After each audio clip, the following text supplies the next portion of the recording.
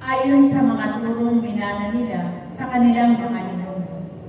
Hindi rin sila kumakain ng anumang galing sa palengke nang hindi mo na ito hinuhugasan. At marami pang ibang minanang turo ang kanilang sinusunod, tulad ng tanging paraan ng paghuhugas ng mga inuman, ng mga saro, ng mga sisidlang tanso at mga higaan. Kaya't tinanong sa Jesus ng mga Pariseo at mga Eskriba, bakit sumusunod ang mga alagad mo sa mga turo ng ating mga ninuno? Kumain sila ng hindi man lamang naghugas ng kamay ayon sa paraang iniuutos.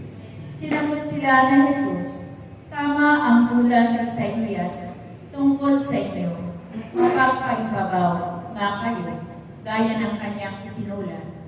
Paggalang na handog sa akin ng bayan ko'y paibabaw lamang, sapagkat sa bibig at hindi sa puso ito bumubukal. Pagpurit, pagsambang ginagawa nila ay walang kabuluhan. Ang utos ng tao ay itinuturong utos ng kapal. Niwawalang kabuluhan na ninyo ang utos ng Diyos, at ang sinusunod ninyo'y ang turo ng tao. Sinabi pa ni Jesus, kay husay ng paraan ninyo sa pagpapawalang bisa sa utos ng Diyos. Masunod lamang ninyo ang mga turong minana ninyo. Tulad nito, iniutos ni Moises, igalang mo ang iyong ama at ina, at ang magsalita ng masama sa kanyang ama o ina ay dapat namatay.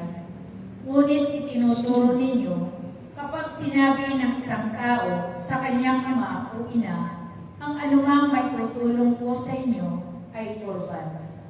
Alalaong bagay, inihahain ko ito sa Diyos. Hindi na ninyo pinahinitulutang tumulong sa kanyang ama o ina. Sa ganitong paraan, iwawalang kabuluhan ninyo ang salita ng Diyos sa pamamagitan ng mga turong minana ninyo, at marami pang bagay na tulad nito ang ginagawa ninyo. Ito ang mabuting balita ng ating kaligtasan. Pinupuri ka namin, Panginoon Jesucristo.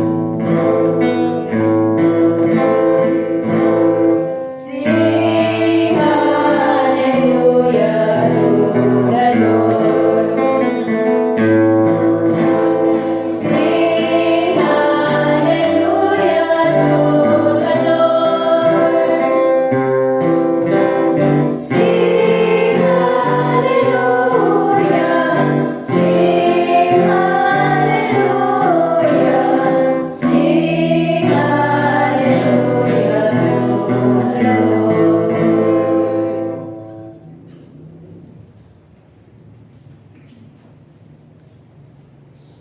Palakpakan